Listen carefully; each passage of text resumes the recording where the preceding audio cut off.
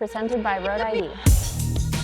I'm Ruth Holcomb, winner of the U23 Lifetime Grand Prix. My name is Sofia and I'm a professional cyclist for Specialized Off-Road. The goal of this show is to be the first source of information after the race. Straight from the athlete's mouth.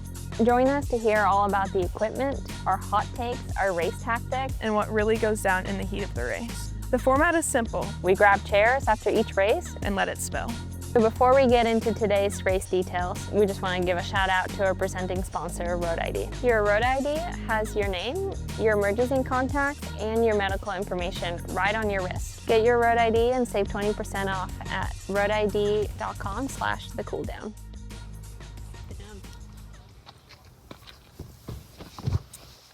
It's cool down time. Here we are. Sophia, do you want to tell us about your microphone before we get started? Maybe? Yes, my jacket was making a lot of noise, so I mic'd up my otter. Podium otter. Podium otter. Yeah. So yeah, cute little guy. You guys get to stare at it all day, all podcast. So yeah, Sea Otter Classic. Here we are. First cool down.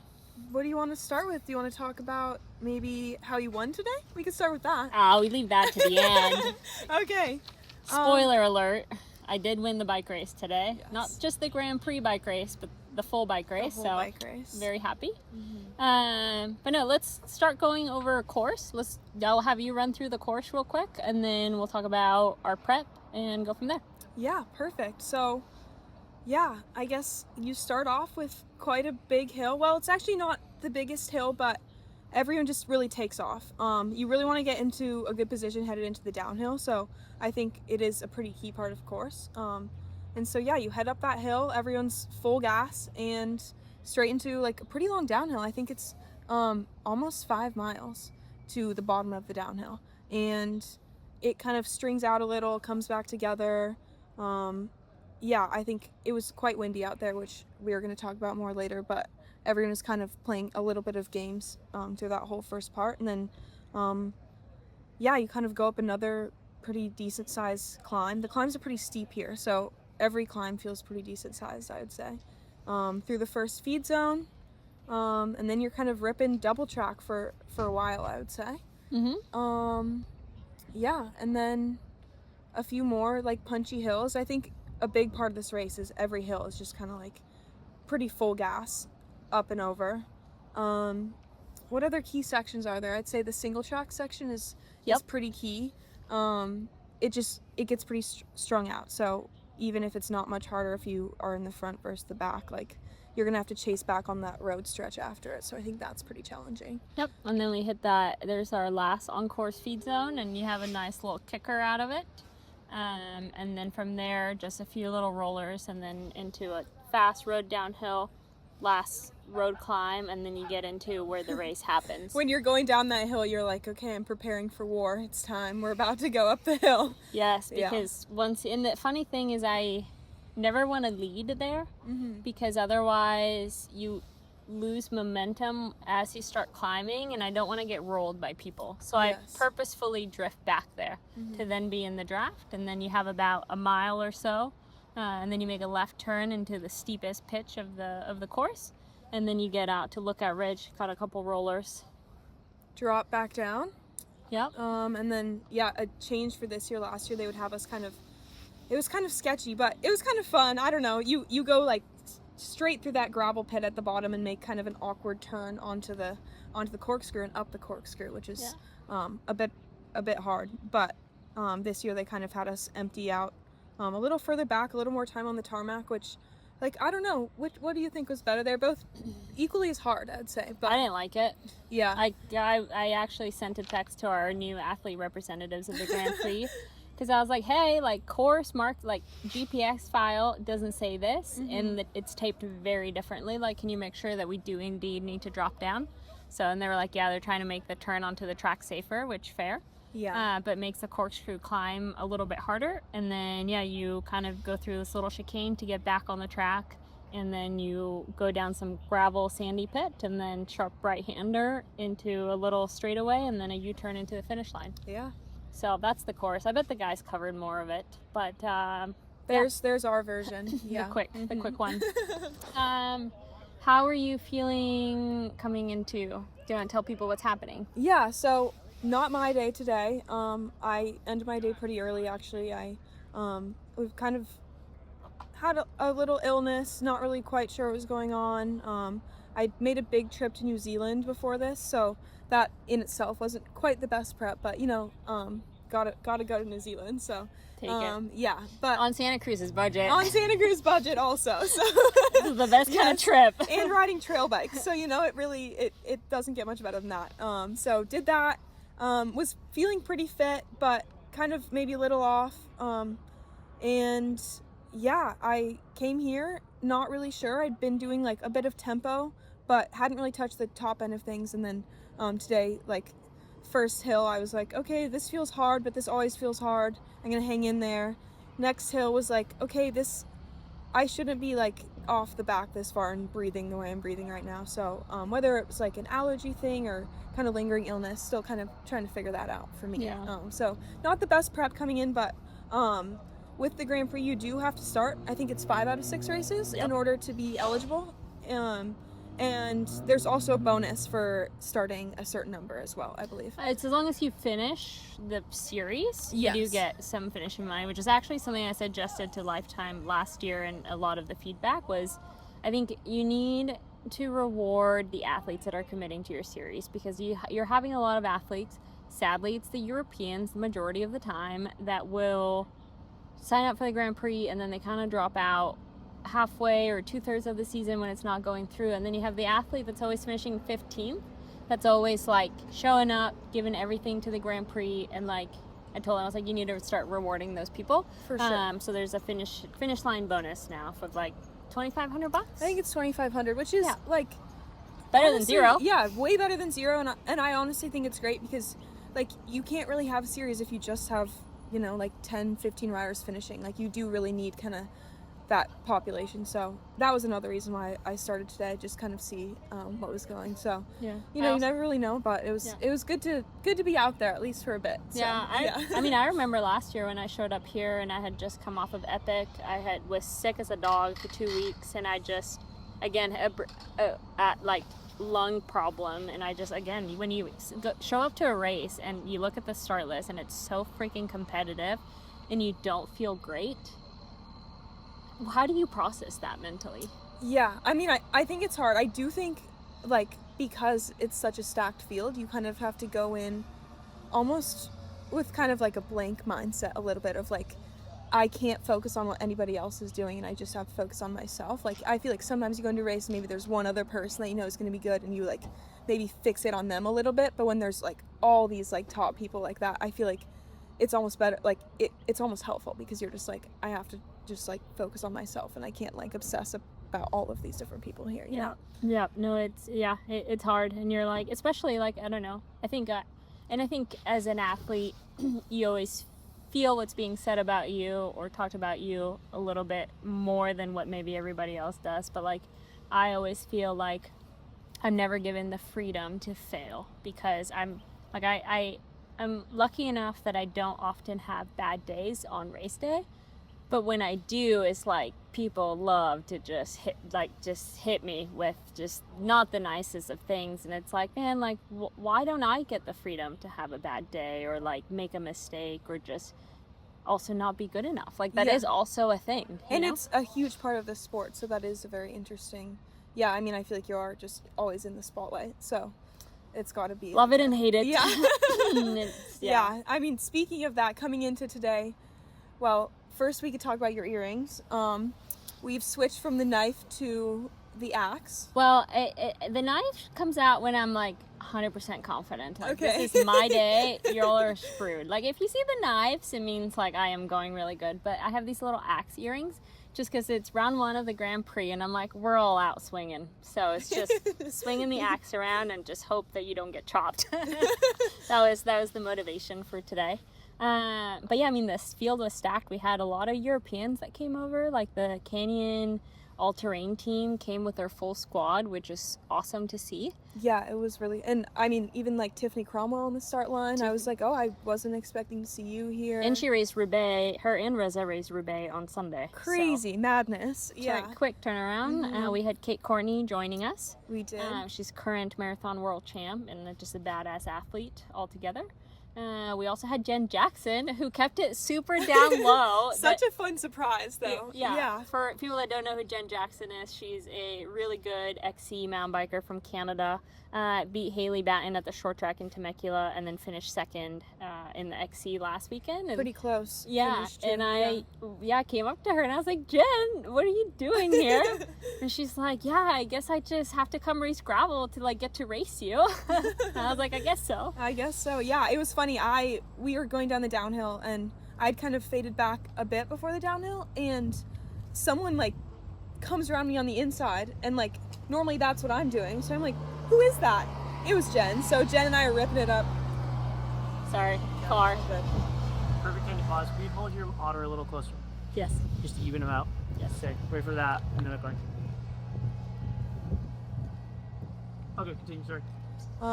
Yeah, so Jen and I are just ripping down the hill, which was so fun. It's like, it's always fun to have the XCO people come and join us, I would say, like I do. 100%. Yeah. I mean, I will say, okay, so to go through my race a little bit, the start, I ran mountain bike pedals, so you ran road pedals. I did. I am more comfortable. I have a foot problem that it's more of a problem on my road shoes, and I have these beautiful custom shoes that Specialized made me that kind of fixes the issue that I have. So I normally will always tend to go for a mountain bike shoe, but it makes the start really easy to clip in.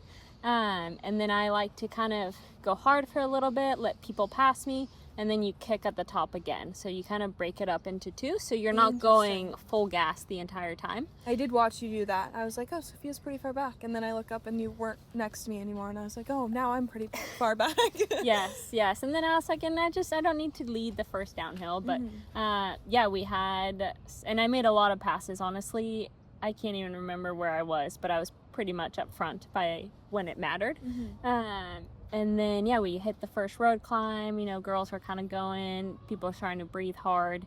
And what was the most shocking part was how much wind we had on course today. Like, I knew we were going to have wind, and we had a strong headwind on the way out. And you're like, sweet, we're going to get to the bottom, turn around, and then you're going to have a tailwind. And then you still had a headwind. So it really, really sucked. But I will say the coolest part of the race today was near the bottom of the course, you kind of make a turn onto this, I think it's a sandy track, and all of a sudden I see this massive sign that says the Cooldown. And it has my name, your name, Keegan, Alexi. They like drew a logo, and I was like, wow, Alexi did this? Like, this is kind of impressive. Like, really getting on the marketing grind, I guess. Know. So like, watch the Cooldown post race, blah blah blah, and I was like, wow. And then I like ride it, and I'm like, that made me so happy. And then all of a sudden there's like big, and it's made out of plywood. And then there's like a big Matt Beers Specialized thing and another Matt Beers thing. After the race, I come to learn that there's a family from South Africa that's big fans of off-road and of course Matt, and their son painted it all. Wow. And they went and like, so I need to go get the sign, because I think we need to just have it right here going forward. I think we should take it. The otter and the sign can be our new props. New props, Until Wally eats the otter, of course. Oh, Wally's really gentle. He still has like a few of his old otters. He loves his race toys. But it was interesting. Like, I think for me, this race, the field was so deep, the conditions were really strange, and I was like, I think it's always going to be a selection on the climbs, and you just have to be in good position. And going into the single track, we were all kind of on the left side, and I was like, okay, well, I think if I need to have that right side open so I can like do a surge if I need to move up for the single track. And then all of a sudden Maud kind of kicks it really hard, and then she's leading out Michaela into the single track, and then like Michaela almost had it, and then I just like went for a dive bomb, which I did every lap. I nicknamed myself the queen of the dive bomb into the single track. I probably pissed off a few girls out there today. You know what? But do what you gotta do. Yeah, I got into the single track first all 3 times, and that was like, I'm like, okay, that is a big goal to do, is just never be out of position on the moments that matter. For sure. And yeah, I feel like our group, like we would get to the climb. I led the first time all the way up because I was like, I just kind of want to see how the legs are feeling and who's here, who's not, and kept it pretty in control. And yeah, like the kind of group whittled down, but then nobody wants to work. So then just a lot of athletes kept coming back and back and back. And that was like the story really for the first 2 laps. It was like, you know, it's just nothing was really sticking. And there's a point where like Lifetime still to this day is choosing to have not the side by side, but like a different smaller side by side be in front of us. And they're far away enough to not really give draft, but they're close enough that they're not ready for when we do a surge, because I don't think they have side view mirrors or rear view mirrors. Like one of the camera people tells them like step on the gas, and then like you do an attack and then they dust you. Yeah. And you're like, this is stupid.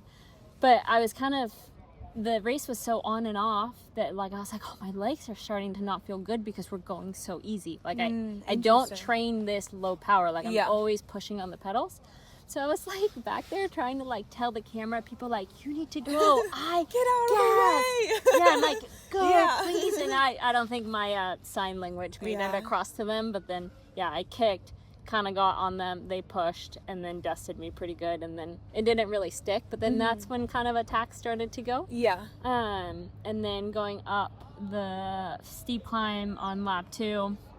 Cato Mignon was putting in a really good dig, and I could see Kate was starting to loose the wheel, so I kind of went around her. And we had a little bit of a gap, but I just didn't believe in like a 2-person breakaway going into a last especially lap. with all the headwind that we had going and everything like that. And with the motivation of the girls behind. Like I looked back at one point and Kate was like, that's a good field behind me right there. Yep, and I'm like, Kate is chasing. She does not want to let us go.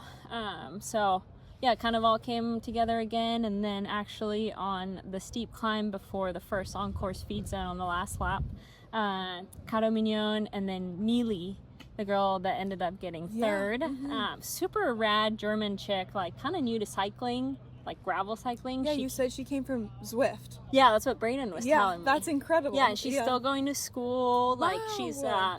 Super cool girl. I got to chat with her at Podium a lot.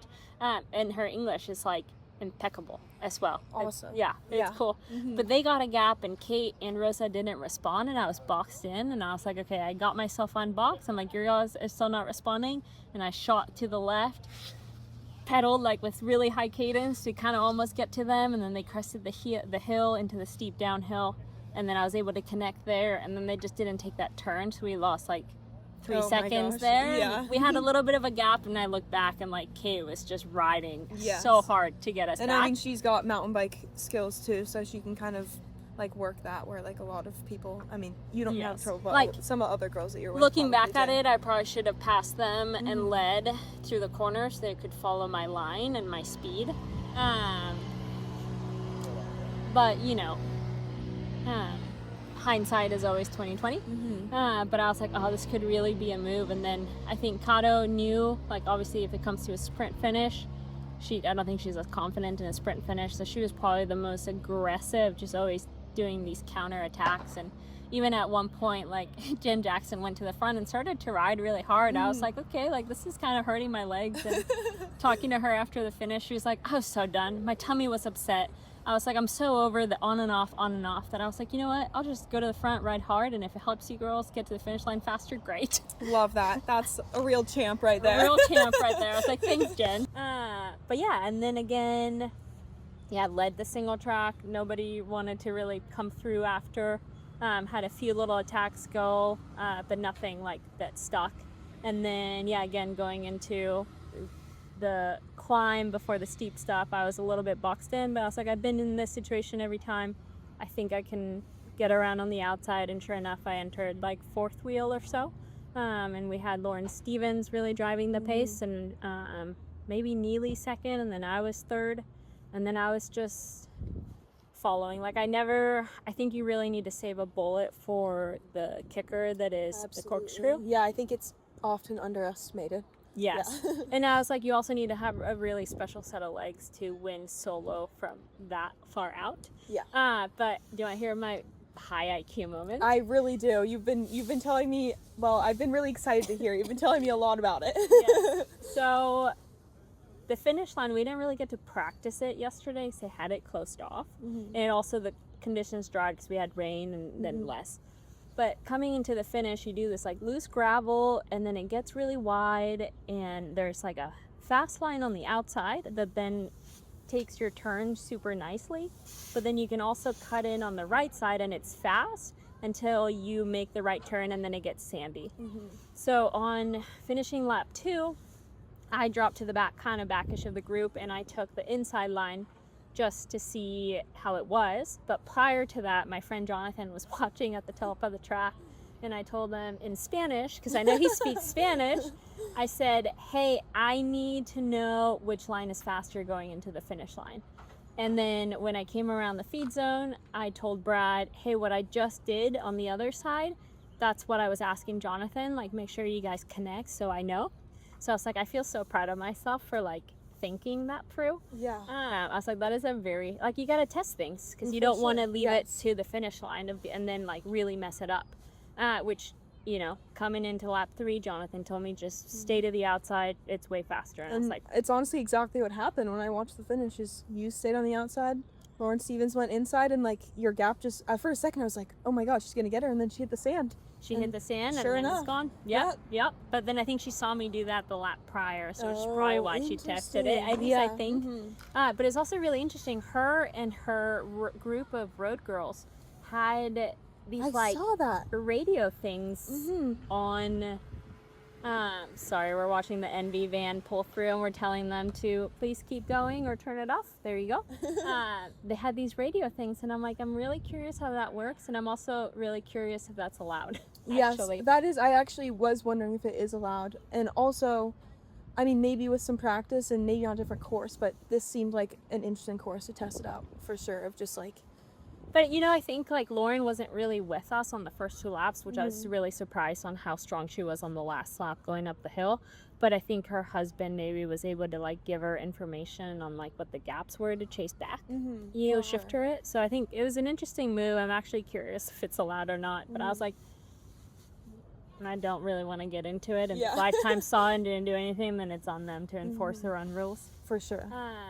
But, yeah, anyways, coming into the last lap, last climb, I was like whatever 3rd, 4th wheel, and then you kind of have these stair steps, and before you hit the last kicker it kind of gets technical for a second, and then I kind of led through there. I had a little bit of a gap, and then Neely closed it, and when she closed it she went by me, and I was like, perfect, we have a crosswind and I could just sit on the other side and be protected.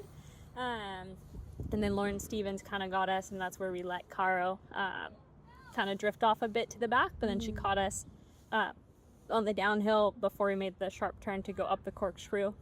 And then Caro tried to go, then Neely went, and then I went and then Lauren Stevens was right on my wheel, and Nat and Keegan were at the top there, like sorry, watching the Envy Man pull away. Yeah, the guys were just cheering like, she's boxed, go. And yeah, going into the downhill, I saw I had a little bit of a gap, so yeah, stuck to the outside line and yeah, got it done. So first Grand Prix, first gravel overall win, which is always nice. And yeah, then I go to Levi's and then Chaka. But yeah, I'm happy to get it done. I'm happy to get it done for the team, and just. Yeah, it was a stacked women's field. For sure. Yeah, it's got to feel nice to be against, I mean, like, there was just a lot of big names on that list. So it's got to be nice to, like, line up against all of them and just be, like, really confident going into kind of what you have next. And even just with how the day went, like, very relaxed, just, like, never a moment of panic, just always in the right place at the right time, just, like, I don't know. Able to have a conversation in Spanish out there, you know. That is true, yes. Was there any moments out there, like, being a little farther back in the group, there was just kind of a lot going on, you know, just like people trying to change lanes and like people getting really antsy, and I just kind of like, guys, like, we just got to chill a little bit. Did you have any moments like that where you're just like, what are we doing? Like, what is going on? Why are we doing this right now? Yeah, interesting. I feel like I was probably the one that was always taking people's wheels. There was one moment on like one of the climbs that like Rosa was like, Sophia, stay on your lane. And I'm like this is like my lane literally ended into a rut. Like, of course I'm going to move over because that's the preferred route. But honestly, I would say like for me at least, this is probably the first race where I feel like last year a lot of the time the girls were always like, if I moved up, they moved up, or like I was just always being covered, or my wheels were always being taken, or just people were always really aggressive towards me. And I feel like today, like I got a lot of respect from the girls. That's awesome. Which was really nice. And I don't know, I found my flow. Maybe we should talk equipment and then we'll wrap this up for you people. Yeah. Do you want to run through what you picked? Yeah, so as Sophia said earlier, I ran road pedals, mostly just I really love my road shoes, and I didn't really see any reason to be on mountain bike pedals for me personally. I had 46 in chainring in the front, and I ran Axis in the rear just for those steep climbs. It really will get you. And then I ran some 45 Reavers, pretty slick tires, pretty fast, just like going full speed. I like pretty confident in like my cornering ability, at least compared to everybody else here. So I was just kind of going for like the fastest possible setup. And you know, it was great for my time that I was in the race. But yeah, other than that, like pretty basic setup, just kind of like my usual, I would say. Yeah, I mean, pretty almost the same setup I ran well, actually not the same setup I ran last year, same bike. Again, transmission, 46 up front, 1052. Thank you, SRAM. They made an Aero 46 tooth chainring, so I love how much cooler it looks. It does look so much cooler. Yeah, I mean, like their new like spiders for like non like Aero chainrings like still look so much nicer than the previous one. But the Aero is just like incredible. It just looks cool. It looks really good. And then I was on the brand new, or well, not brand new because I've been riding them for almost a year, but they recently released new CLX wheels in CLX 3, and they're just a super light set of climbing wheels. And me, Matt, and Keegan actually decided to run those wheels because we knew that the race was probably going to come down to the climb, and we just wanted to have the lightest wheels possible. And then I actually did go for a 50 Pathfinder front and rear, which I was kind of questioning for a bit because traction on that rear tire is kind of hard, but I think everybody was fighting for traction. But then I went for the 50 because I'm like, the course is just going to deteriorate. And the 50s actually test really fast. And I was like, I'm not, aside from weight, I'm not in a speed disadvantage by running the 50 over the 45. And yeah, I really love that. I had my hammerhead running the course map, and I had to like restart it every lap because the GPS is only one lap. It was like, you're done, you did it. You're done, you did it. I'm like, no, I got one more. Reroute again, please. Let's go again. But it's just nice to see where the climbs are because it kind of tells you, and then it gives you the gradient, so you kind of really know the places to push if you want to attack on a climb. And then mountain bike shoes, mountain bike pedals. The Power Evo saddle has been super nice for me this year. And then nutrition wise, our performance coach kind of told me this is how much fluid you would lose, this is what you need, and he gave me like the milliliters of each bottle. Oh wow. So it was like really nice to not have to think. I'm like, okay, I just need to finish the bottle by the time I get to the feed zone, and I think aside from my last bottle I did a really good job. That's huge. And then I had a never second gel every 45 minutes to an hour, and that was kind of it. Yeah, sounds pretty dialed to me. Yeah, it was really nice. I mean, not that I made it very far, but it was really easy with the laps to just like plan everything out for the day, I would say. And just like there's all these feed zones. I think like it is really logistically easy, especially I know you guys had like a lot of support, but like for me it was like, okay, I have like one person, but you really only need to feed every 30 miles. So I did appreciate that coming from like not having like 4 people there to feed me. So nope, exactly. Yeah, I think we had like our team staff, and then Specialized brought in 2 more people for one of the feed zones, which super thankful for the support that they give us. And then they had a bunch of neutral bottles, and then the cool thing is Never Second also sponsors the Lifetime Grand Prix. They're the official nutritional sponsor. So then, Yeah, like, they were just out there with neutral bottles today. So yeah, if you Yep. drop one, they're just there. They're It's there. They so got nice. gels, which is Yeah. like there's something so nice about having the on-course free nutrition be your sponsor nutrition, and I think it's a big reason actually why Bill is sponsoring the Grand Prix and the majority of the races that we're doing, because he's just like, I just want to help you guys out in every way we can. So it's really cool. So Super awesome. all right, I think it's I want to go home and get Yeah, Ty. I think it's time. It's time. Thank you so much for everybody watching, listening. Please like and subscribe and comment on ours over the boys. I don't know, it all helps. We don't have a bet going on who gets the most views. But, Sophia's not competitive at all, so but we would really appreciate it if our view count was higher than the boys. Yeah, just a little bit. Just Yeah. a little bit. Just support the fans, you know? Yes. Uh-huh. Yeah, and then, obviously, well, you won't be at Unbound, so I'm going to have to find a replacement. But would Leadville be the next one? Yeah, I guess I'll catch you at Leadville. Yeah, long time. Well, maybe SBT? we'll catch up before then. Maybe. Yeah, maybe we'll do a SBT. We'll catch up before then. Don't worry, guys. You don't have to go that long. With Yes, us. and we'll have one where Ruth finishes. And Yes. also to think about it, last year you had back problems here. Yeah, I'm a little cursed here. You're a little cursed here, but it didn't ruin your year. So. No, not at all. So the year's young, as they year's say. Yeah. Yeah. Awesome. Thank you guys Thanks for watching.